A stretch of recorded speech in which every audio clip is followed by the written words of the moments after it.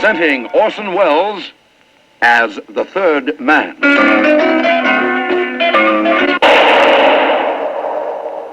That was the shot that killed Harry Lime. He died in a sewer beneath Vienna. As those of you know who saw the movie The Third Man. Yes, that was the end of Harry Lime. But it was not the beginning. Harry Lime had many lives. And I can recount all of them. How do I know? It's very simple. Because my name is Harry Lime.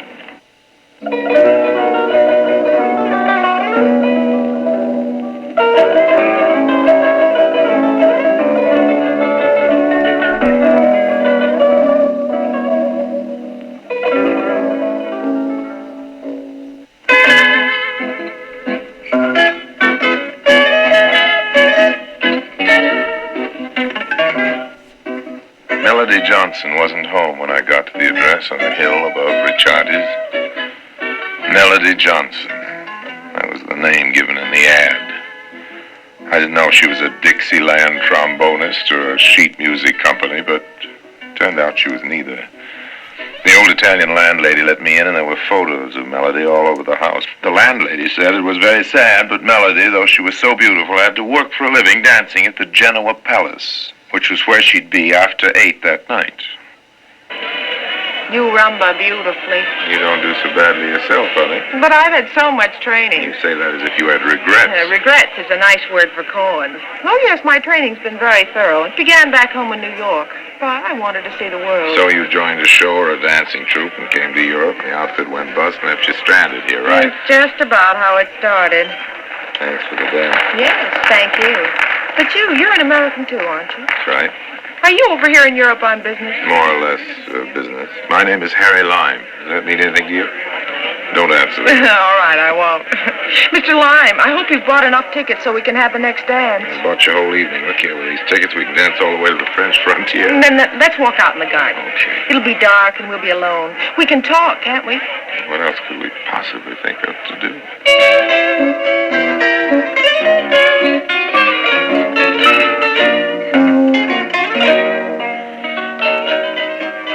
Well, we actually got down to business after a while. It seems that Melody Johnson wanted to hire somebody to promote her interest as a beauty queen. She looked like a beauty queen. But as I was kissing Melody Johnson, my sixth sense told me instinctively that Melody was off-key, if you'll forgive the joke. To the five senses, she was a beauty queen, all right, but something made me think there was something more that didn't meet the eye.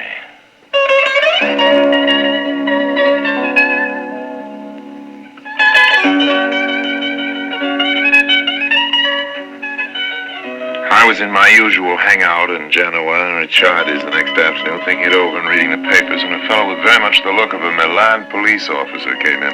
Did he know the whereabouts of one Harry Lime? He asked Ricciardi. Never heard of a guy of that name, answered Ricciardi, of course in Italian. I went on reading the paper, lifting it a little higher, in fact, high enough to hide my face, but I remembered what Melody Johnson had said. The person who took the job she offered would have to be ready to travel. Well, I was ready to travel. Very soon. Goodbye to Genoa. Thank heavens. Ooh, that awful job in the dance hall. Arrivederci, Italia. No, not goodbye to Italy, Harry. No? Not quite. The ship stops at Naples on the way. That's right, and then Alexandria. Then where? Cairo. Cairo. Because of the beauty contest, Harry. You want to be Miss Pyramids of Giza? Because of the honor and the publicity value. And then there's a big money prize. Mentioning money reminds me of something. Look here, let's just move a little further on down the ship rail where nobody can overhear what we say. Now, isn't there something you want to tell me, Melody? Well, I don't understand what you mean.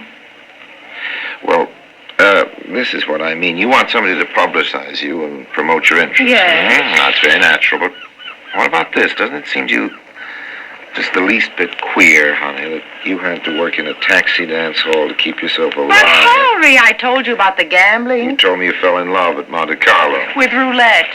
All right, but since roulette proved bad for your financial health, isn't it odd that you bought both of us first-class cabins on this ship? Very deluxe accommodation. No, Harry, it's not odd at all. Oh, it is. There was nothing else available. All the other space on the ship was sold.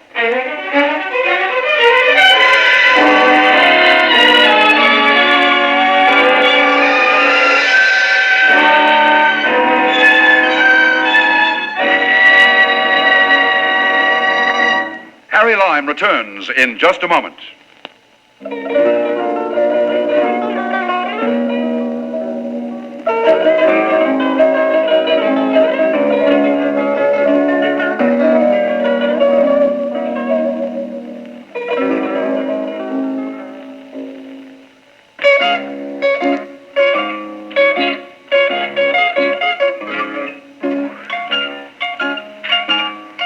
Unless it was a possible explanation.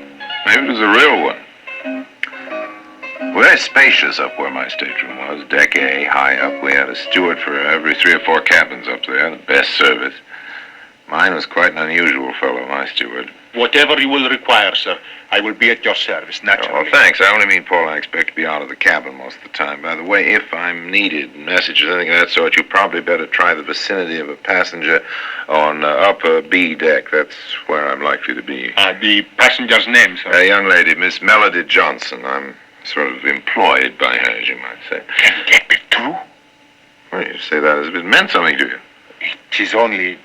I have, of course, heard of Miss Melody Johnson, the beauty queen of Monte Carlo, I believe.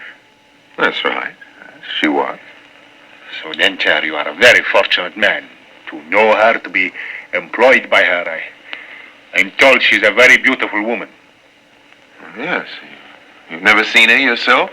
I have never seen her, but she has been described to me.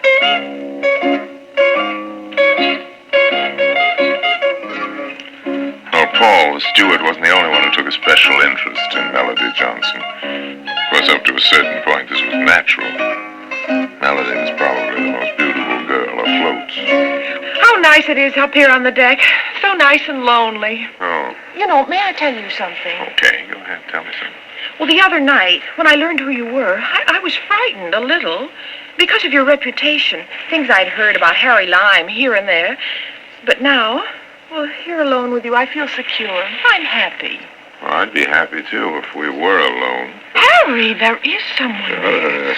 A man watching us. Don't be fright coming into the shelter of this lifeboat. That. Yes, all right, Harry. I'll make it look all right. We'll pretend to kiss. What am I thinking?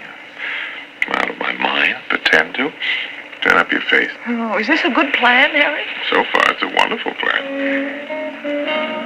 I kissed her, and then I left her by the lifeboat and turned around and walked back up the deck. The man pulled in like a turtle, shrinking into the angle of the housing.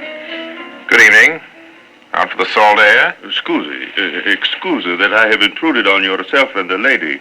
I stopped only to light my cigar. Well, that's all right, old man. Don't apologize at all. Only take a tip from me. Senor? Next time, don't light your cigar after it's already lit. And goodbye, old man. When I squired Melody to her cabin and went back to my own, somebody had been there before me. The cabin didn't look gone over, but 1 or 2 small things were out of place. It wasn't until the next day when we docked in Naples that I began to get some idea of what it was all about. We didn't stop, Dream Girl, for the view. That Alfa Romeo right behind us has been following us this whole time. We stopped to see if he'd stopped, and he did, so he's following us. The fellow on the back seat is somebody called Minelli. Well, I know what he wants, Harry. I may as well admit it. Now, wait a minute. You know what he wants? Well, maybe you ought to tell Well, me. I didn't know if I could trust you. You better trust somebody. Oh, I've been so scared. I haven't known what to do ever since I've had them in my possession. Ever since you've had what in your possession? The pearls of Bohemia. The pearls of Bohemia. I have them in my handbag now.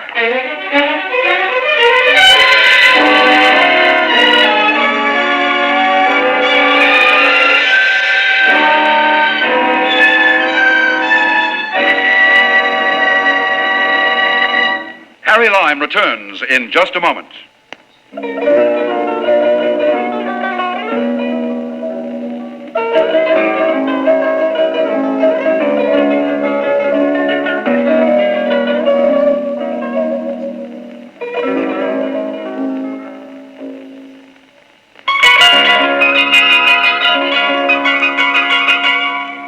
ship pulled out of Naples for Alexandria that afternoon, there was a tea dance on the lounge. I want to tell you now, all about the pearls. Okay. Oh, I hardly I'd know like where to to hear about start. Why not try the beginning? That sometimes works. Yes, at the beginning. Well, I suppose the beginning was Monte Carlo. Anyhow, I went into the casino. And you had the bad luck to win. Oh, it wasn't even that. I just fell in love with the roulette wheel without any real reason.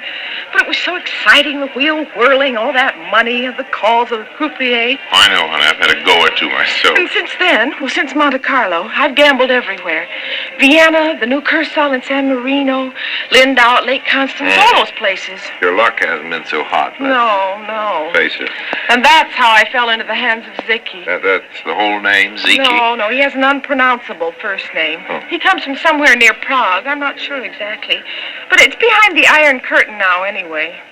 He got away, escaped from the Russians, and went to Paris. And you met him in Paris and played two-card faro with him and lost your best Rousseau honorary hat. No, I didn't meet him in Paris. Oh, your meeting with him comes later? Yes, he'd been the valet of the Count of Bohemia. The valet. Oh, then it was the Count he met in Paris. Yes, he rejoined him there. Oh. The Count had only two things left, his pride... And the pearls of Bohemia. The pearls from the ancient crown of the Counts of Bohemia. Very romantic. Oh, I haven't any idea what they're worth, but it must be a fabulous amount. I can imagine. Now, suppose you tell me how these pearls got passed along to you, honey. Well, in the first place, Ziki stole them. Oh, Ziki stole the pearls. Then what did Ziki do? Oh, nothing for a while. I suppose he was afraid to move.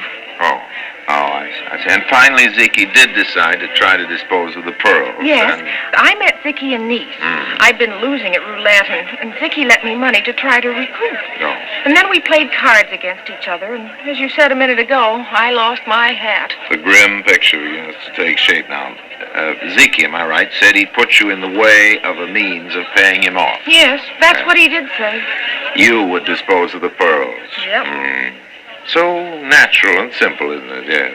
In Egypt, this is supposed to be, right? There's a buyer in Cairo. I see. Well, you know what Cairo is. It's more or less, honey, more or less. The shadier side of sunny Egypt. Well, all right, if you're going to take the pearls of Bohemia to Cairo and sell them... The money what? is to be paid to Ziki in Italy. Some kind of bank transfer. I don't really understand it. But Ziki, on receiving the money, tears up your IOUs, which is what concerns you. Yes.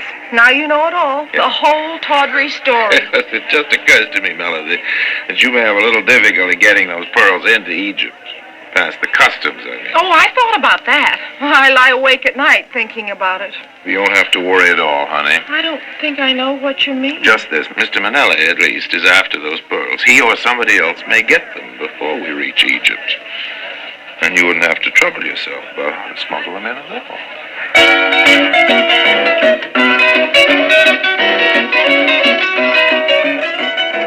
Well, we talked on a little longer without any tangible result. She didn't feel, understandably, that losing the pearls to Manelli was the right solution to her problem.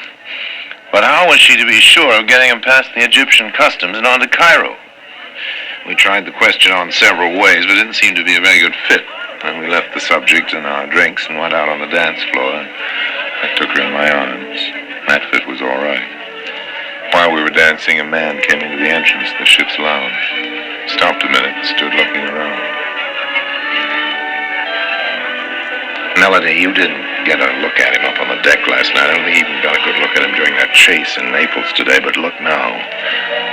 There he is. That's Manelli. That man standing in the door? Yeah, the very one. Harry? What is it? Hey, even a face like yours won't stand that kind of plowing. Why the frown? That man's name isn't Manelli. You know him? I've never met that man, but I remember his appearance. He was pointed out to me a year or so ago. Oh, yes, somewhere on the Riviera. Oh, I'm trying to recall the name I was told. Yes, his name is Vittoria. Vincente Vittoria. Wait a minute. I've met him myself, but there's an international jewel thief called Vincente Vittoria. Very well known. That's what I was told when that man there in the door was pointed out to me on the Riviera.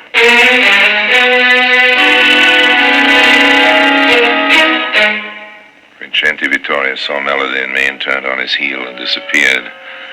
I left Melody in the lounge, but supplied myself with the key to her cabin. It occurred to me that Vincente Vittoria might think of having a look for the pearls there, while Melody herself was lost in the wonders of Harry Lime and the waltz. The door was locked, but I don't think Melody's stateroom was just as she'd left it. There was a man inside. Oh, sir. Oh, it is you, Mr. Lime. Just putting the lady's dainties back in those wardrobe drawers, are you, Stewart? Oh, yes, sir, yes. That is just what I am doing. You know, Paul, there may be 2 or 3 things wrong with this picture. Shall I enumerate them for you in order? Okay, this isn't your deck. This is B deck, and if it wasn't B deck, this isn't your block of staterooms. But anyhow, the pearls of Bohemia aren't in those wardrobe drawers, so you're wasting your time, old man. I understand, sir. I must apologize. Well, you'll have to apologize to the lady, not to me. But maybe you owe me an apology after all. Was it you who went through my cabin last night, Paul, old man? Yes, I did that. Looking for the pearls, of course. Yes, that is what I was doing. You know, Paul, this could get you into bad color with your employers here on the ship. Steward who wants to be light-fingered with passengers' property. The pearls of Bohemia were stolen from their owner by a man named Ziki. The owner did not wish to have the foreign police arrest a fellow countryman of his, but he had Ziki privately watched. Ziki passed on the pearls to Miss Johnson, and the owner was very much surprised to discover himself that Miss Johnson was sailing for Egypt on this ship. The owner supposed that she was going there to dispose of the pearls. I see. Well, look, come on up to my cabin. We'll have a drink, shall we, old man? I could not do that, sir. It would not be proper in a steward. I must decline. And deprive me of the chance of telling my grandchildren I once had a drink with the Count of Bohemia. Oh, come along. My cabin. Have a drink together, Count. Talk this whole thing out.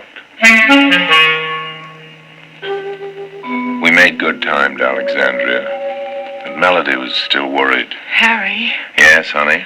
what about these pearls? What am I going to do? You're not going to do anything, honey. You're going to give them to me. I know a trick or two in the smuggling department.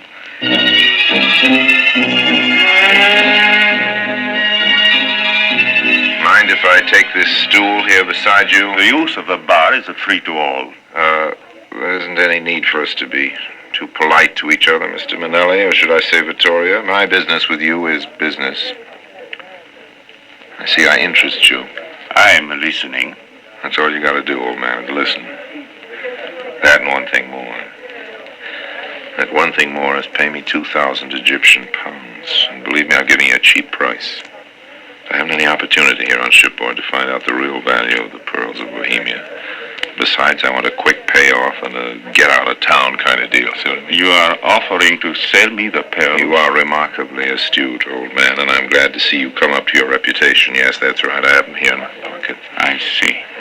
But ask yourself before you wonder if you ought to knock me over the head and steal them from me, if you, Vincenti Vittoria, known jewel thief, ought to risk taking them through the customs, Or shall I take them through the customs and deliver them to you intact in Alexandria for the small price of 2,000 Egyptian pounds?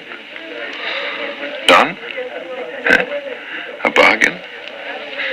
I thought it would be, old man.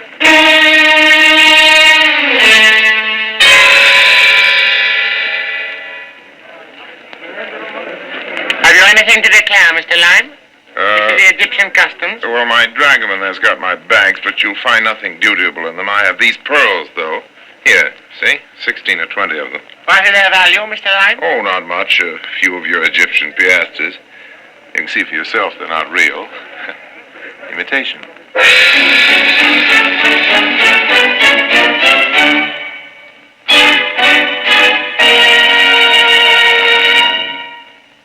Harry Lime returns in just a moment.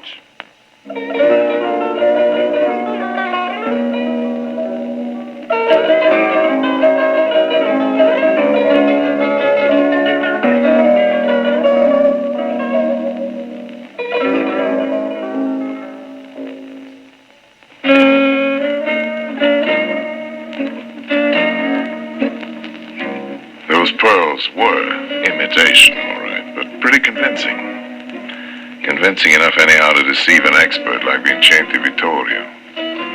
He was an honest man of his particular sort and promptly paid me the 2,000 Egyptian pounds when I turned the pearls over to him at a little sidewalk cafe in Alexandria. The pearls ought to have been convincing, of course, because they were made for a very special use. When this is asked to build some such lady, goes to the opera with a couple of 100 carats of diamonds on her fingers, they're very likely to be paste. Perfect duplicates, fine imitations, and the real diamonds stay locked up at home or in the bank. That's what fellows like Vincenti Vittorio have done to the world of the upper classes, and the world of Bohemian counts is just about the same. So it happened that Count Paul of Bohemia had in his steward's locker the imitation set that matched the real pearls of Bohemia. When I got the real pearls from Melody, well, I just traded. So long for now, and remember, all that glitters is not gold, but it ain't hay either.